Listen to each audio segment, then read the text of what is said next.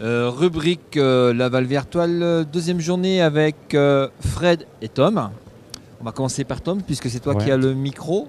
Qu'est-ce que tu as vu de beau aujourd'hui sur ta deuxième journée, Tom? J'ai fait le tour du salon et j'ai été à plusieurs conférences. Alors je vais réunir les 3 conférences en une seule chose, vu que les 3 ont parlé de la même chose, beaucoup de Kinect. D'ailleurs, on peut voir qu'il y a pas mal de trucs sur le salon qui utilisent la Kinect, et aussi des NUI pour Natural User Interface.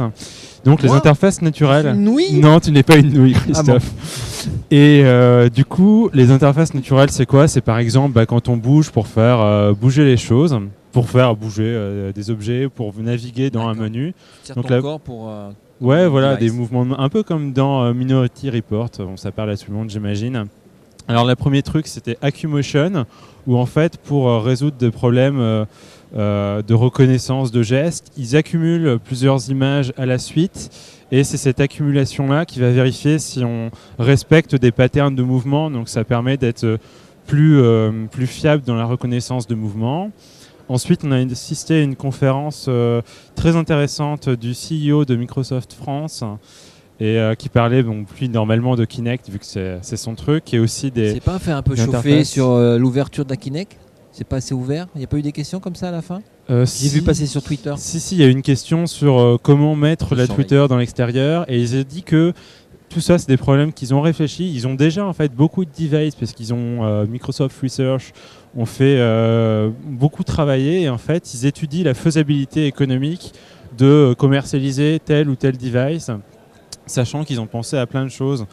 Donc, par exemple, Microsoft, ils ont aussi fait de la recherche, un truc très intéressant que j'ai vu qui s'appelle la Kinect Fusion. Ça permet en fait de scanner toute une pièce à l'intérieur d'une pièce avec une Kinect. Ça permet de modéliser toute une pièce, exactement, de mapper la pièce, de faire du tracking d'objets, de le déplacer. Kinect Fusion, ça s'appelle? Et ouais, la Kinect Fusion. C'est dans les tuyaux ou c'est pour bientôt?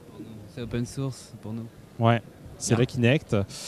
Et voilà, donc il parlait des interfaces naturelles. Et maintenant, à Fred, peut-être? Attends, mais la fusion, ça marche pas? Tu m'as pas répondu. Si, ça marche très bien, ce truc-là. On peut l'avoir, on peut mettre ça en prod, on rentre à Lyon et ça marche? Ouais, peut-être pas encore. Du temps. T'as pas besoin de faire de veille, il t'a expliqué comment ça marche. Bon, Fred, qu'est-ce que t'as vu, toi? Moi, je fais des conférences sur l'art numérique, en fait. Avec Geoffrey.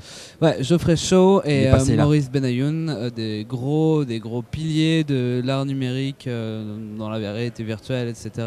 Ils sont là depuis super longtemps. Quand j'étais en cours, j'apprenais des œuvres d'eux, etc.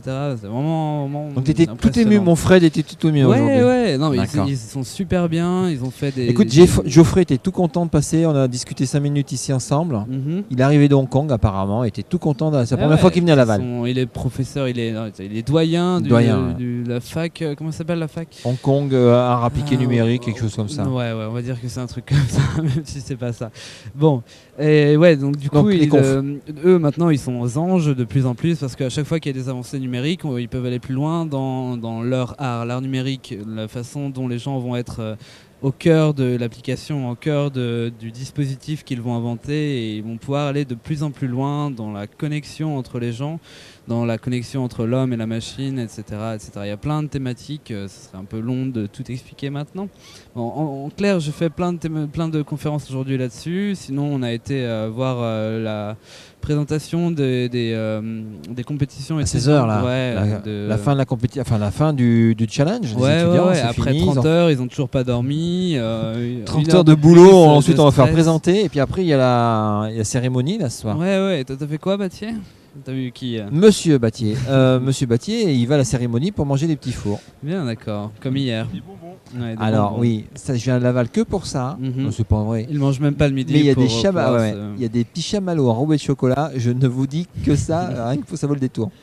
Bref, c'est pas le propos, on s'égare. Ouais, mais on va rendre l'antenne. Et dans les petites manips, t'as vu des choses sympas aussi? Des petites manips. Dans les petits stands. En fait, j'ai vu un casque vraiment sympa de Video Through. Voilà. Un truc où tu shootes des aliens qui viennent vers toi. En fait, le casque est vraiment sympa. Contrairement au casque de réalité augmentée que tu vois partout, où tu vois par exemple bien à travers et on va rajouter une couche de virtuel par-dessus. Ouais. Là, le système va mixer les réalités, donc réalité virtuelle et réalité réelle. Et il va les mixer à l'intérieur et finalement ça fait ils appellent ça demain matin alors. La mixed reality, ouais. Okay. Et c'est assez intéressant, leur casque est super bien mais on va en prendre un autre quand même. D'accord, on va en prendre un, bon je sors le carnet de chèques. Merci les gars, à demain soir. Bonne soirée. Vous êtes là demain soir? Ouais, bah demain alors. Moi je suis là demain soir. Ciao ciao. Ciao.